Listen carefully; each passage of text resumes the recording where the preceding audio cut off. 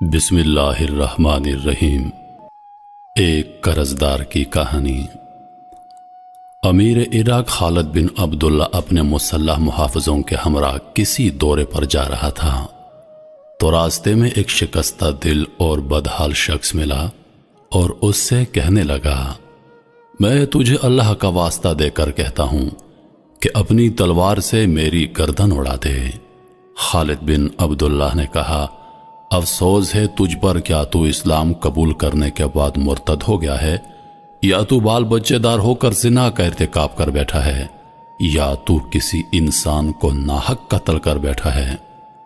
اس شخص نے کہا، نہیں، بلکہ میں اسلام پر قائم ہوں اور اللہ اور اس کے رسول اور یوم آخرت پر ایمان رکھتا ہوں، اور میں نے کبھی زنا کا ارتکاب نہیں کیا، نہ شادی شدہ ہونے سے پہلے اور نہ شادی شدہ ہونے کے بعد، اور میں نے کبھی کسی انسان کو قتل نہیں کیا، نہ کسی گناہگار کو اور نہ بے گناہ کو۔ خالد بن عبداللہ نے کہا، تو پھر میں کس وجہ سے تیری گردن اڑا دوں اور تجھے ناحق قتل کر کے میں قصوروار بن جاؤں؟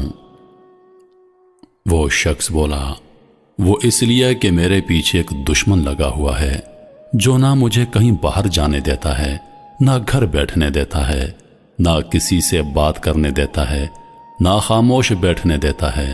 میں جب کبھی باہر نکلتا ہوں تو وہ مجھے گریبان سے پکڑ لیتا ہے، اور جب واپس آ جاتا ہوں تو گدی سے پکڑ لیتا ہے، اور جب چارپائی پر لیٹتا ہوں تو انگوٹھوں سے میرا گلا دبا کر مجھے مار دینا چاہتا ہے، اور میرے عزیز میری حالت پر ترس کھانے کے بجائے خوش ہوتے ہیں، اور میرے دشمن کو مجھے مزید ذلیل کرنے اور اس سے بھی زیادہ تنگ کرنے کا مشورہ دیتے ہیں۔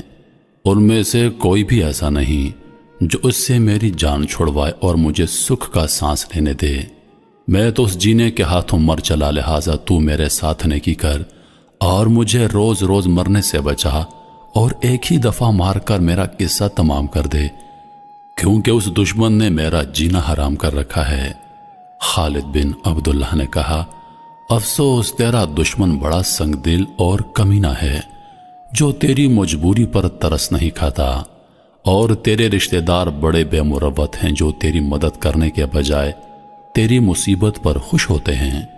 مجھے بتا اس کا نام کیا ہے، وہ رہتا کہاں ہے، تاکہ میں اس سے تیری جان چھڑواؤں اور تو اطمینان کے ساتھ زندگی بسر کر سکے۔ وہ شخص بولا، جناب اس کا نام قرض ہے، اور وہ میرے سر پر سوار رہتا ہے اور میرا خون خشک کرتا رہتا ہے، اور مجھ میں اس سے جان چھڑوانے کی طاقت نہیں۔ میں نے قرض خواہوں سے ان کے قرض کی ادائیگی کے جتنے وعدے کیے وہ جھوٹے ثابت ہوئے، اور اب حال یہ ہے کہ میں گھر سے باہر نکلتا ہوں تو میرا پیچھا کرتے ہیں، اور گھر میں داخل ہوتا ہوں تو وہ دروازہ کھٹکھٹاتے ہیں۔ باہر نہ نکلوں تو گالیاں دیتے ہیں، اگر نکل پڑوں تو گریبان پکڑ لیتے ہیں، اور میرے پاس ان سے جان چھڑوانے کا کوئی شرعی اخلاقی جواز بھی نہیں۔ قرض کا معاملہ اس قدر سنگین ہے کہ انسان مر بھی جائے تو معاف نہیں ہوتا۔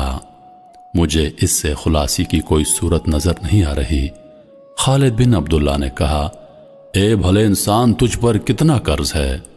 وہ بولا، جناب 4000 درہم۔ اگرچہ کاروباری آدمی کے سامنے 4000 درہم کا قرض کوئی زیادہ قرض نہیں، لیکن جب کسی آدمی کو خسارہ پڑ جائے اور اس کا دیوالیہ نکل جائے تو وہ لوگوں میں بدنام ہو جاتا ہے، اور کوئی بھی آدمی اسے ادھار نہیں دیتا تاکہ وہ دوبارہ کاروبار کر کے اپنے پاؤں پر کھڑا ہو سکے اور اپنے بال بچوں کا پیٹ پال سکے۔ اور پھر عزت دار اور حساس آدمی تو یہ بھی گوارا نہیں کرتا کہ کوئی اس کے دروازے پر کھڑا اونچی آواز سے لوگوں کے سامنے اس سے قرض کی واپسی کا تقاضا کرے۔ وہ قرض خواہ کو دیکھ کر یوں لرزتا ہے جیسے وہ کوئی ملک الموت ہے جو اس کی جان لینے آ رہا ہے۔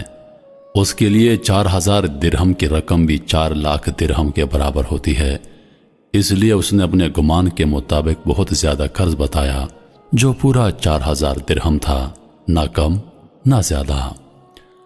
خالد نے جب 4000 درہم کا جملہ سنا تو بلند آواز سے اللہ اکبر کہا، اور پھر ساتھیوں سے کہا، آج کے دن مجھ سے زیادہ منافع کسی آدمی نے حاصل نہیں کیا ہوگا۔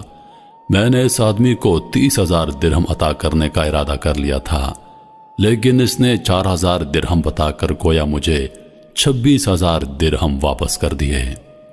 جب اس آدمی نے یہ سنا تو اس کی باچھیں کھلی رہ گئیں اور اس نے فوراً یہ بات کہی، اللہ ہمارے امیر کو اپنے ارادے پر قائم رکھے، میں نے تو اپنا ظرف آپ کے سامنے کیا تھا، مجھے کیا پتا تھا کہ آپ کا ہاتھ اس قدر کشادہ اور ظرف اس قدر فراخ ہے، ورنہ میں اس سے زیادہ کا سوال کر دیتا۔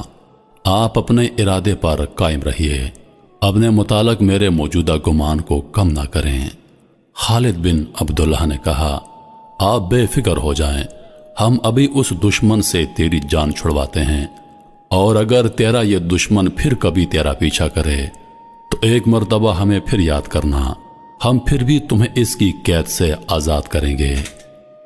یہ کہہ کر اس نے 30,000 درہم ادا کرنے کا حکم دیا اور آگے بڑھ گیا، اور مکروز آدمی ان کے خزانچی کے پاس گیا اور 30,000 درہم وصول کر کے شکریہ ادا کرتا ہوا باہر نکل گیا۔ میرے محترم عزیز دوستو، حضور نبی کریم صلی اللہ علیہ وآلہ وسلم کا ارشاد پاک ہے کہ قرضدار کو مہلت دے دیا کرو۔ یقیناً قرض ایک ایسی چیز ہے جو عزت دار سے عزت دار آدمی کو بہت زیادہ ذلیل کر دیتی ہے۔ قرض لینا انسان کے لیے مجبوری بن جاتا ہے، لیکن جب اسی قرض کو لوٹانے کا کوئی ذریعہ نہ ہو تو لوگ اس انسان کو ذلیل کرتے ہیں، انسان اپنی نظروں میں خود ہی گر جاتا ہے۔ عزیز دوستو، اگر آپ کا کوئی قرضدار ہے، اگر کسی شخص نے آپ کے پیسے دینے ہیں تو پہلے کوشش کیجئے کہ معاف کر دیجئے۔ اگر معاف نہیں کر سکتے تو برائے مہربانی اس انسان کو تنگ نہ کریں، اس سے مہلت دیں، کیونکہ یہ حضور پاک صلی اللہ علیہ وآلہ وسلم کا ارشاد پاک ہے کہ قرضدار کو مہلت دے دیا کرو، اس پر اللہ خوش ہوتا ہے، اللہ اس انسان پر رحمت نازل کرتا ہے۔ اور اللہ پاک ہم سب کو قرض سے بچائے، اور جو لوگ قرضدار ہیں اللہ پاک ان کو قرض ادا کرنے کی توفیق دے۔ اللہ پاک اپنے غیبی خزانوں سے ان کی مدد فرمائے، محتاجوں کی مدد فرمائے، مسکینوں کی مدد فرمائے۔ اللہ پاک غریبوں پر اپنا رحم کرے۔ جو لوگ بیمار ہیں اللہ پاک ان کو صحت عطا کرے۔ انہی لفظوں کے ساتھ میں اجازت چاہوں گا، اس امید کے ساتھ کہ سانسوں نے وفا کی تو اگلی بار ایک اور ویڈیو لے کر آپ کی خدمت میں حاضر ہوں گا۔